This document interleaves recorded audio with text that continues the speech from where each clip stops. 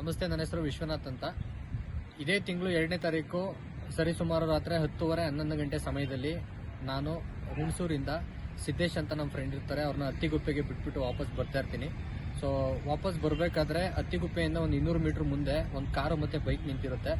So ಅವರು ನನ್ನನ್ನು ಕೂಗಿ ಅಡ್ಡೆಗಡ್ತಾರೆ. ಸೊ ಎಲ್ಲಿಗೆ ಹೋಗ್ತಿದೆ ಏನು ಅಂತ ನನ್ನ ಬಗ್ಗೆ ಎಲ್ಲ ಇದು ಮಾಡ್ತಾರೆ. ಹಂಗೆ ಮಾತಾಡ್ತಾ ನನ್ನನ್ನು ಹಿಡ್ಕೊಳ್ಳೋಣ ಅಂತ ಬರ್ತಾರೆ ಅವರು. ಸೊ ಅಲ್ಲಿಂದ ತಪ್ಪಿಸ್ಕೊಂಡು ನಾನು ಏನು ಮಾಡ್ತೀನಿ, ಮುಂದೆ ಹಾಗೆ ಬರ್ತೀನಿ. ಹುಣಸೂರು ಕಡೆ ಬರ್ತಾ ಇರಬೇಕಾದ್ರೆ ಕಳ್ಬೆಟ್ಟ ಜಂಕ್ಷನಲ್ಲಿ ಕಾರಲ್ಲಿ ಬಂದು ಅಡ್ಡೆಗಡ್ತಾರೆ.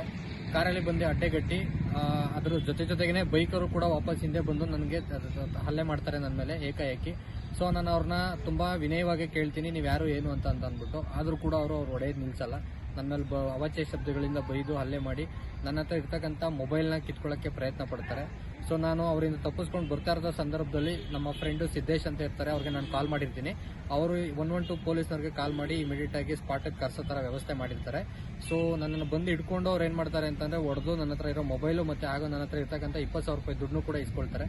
ಸೊ ಆ ದುಡ್ಡು ನಾನು ತುಂಬ ನಮ್ಮ ಫ್ರೆಂಡ್ ಯಾರಿಗೂ ಹುಷಾರಿಲ್ಲ ಅಂತೇಳಿ ಅವ್ರಿಗೋಸ್ಕರ ನಾನು ಅಮೌಂಟ್ನ ಇಸ್ಕೊಂಡಿರ್ತೀನಿ ನಮ್ಮ ಸಿದ್ದೇಶ್ ಅವ್ರ ಹತ್ರ. ಬಟ್ ಅದನ್ನು ಕೂಡ ನನ್ನ ಹತ್ರ ಕಿತ್ಕೊಂಡು ನನಗೆ ಬೈದು, ನನಗೆ ಅವಾಚ್ಯ ಶಬ್ದಗಳಿಂದ ಬೈದು ಹೊಡೆದು ಇಷ್ಟೆಲ್ಲ ಮಾಡ್ತಾರೆ. ಅಷ್ಟೊಳಗಡೆ 112 ಪೊಲೀಸರು ಬರ್ತಾರೆ.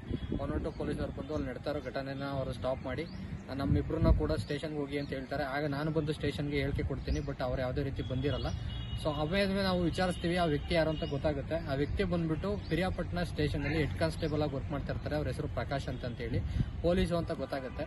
ಸೊ ಪೊಲೀಸರಿಂದನೇ ಈ ಥರ ಪಬ್ಲಿಕ್ಗೆ ತೊಂದರೆ ಆಯಿತು ಅಂತಂದ್ರೆ ನಾವು ಹೇಗೆ ಓಡಾಡಬೇಕು ಅಂತ ನಮ್ಗೆ ಗೊತ್ತಾಗ್ತಾ ಇಲ್ಲ. ದಯವಿಟ್ಟು ಇದಕ್ಕೆ ನಮ್ಗೆ ನ್ಯಾಯ ಕೊಡಿಸ್ಬೇಕಾಗಂತ ತಮ್ಮಲ್ಲಿ ಕೇಳ್ಕೊತಾ ಇದ್ದೀನಿ.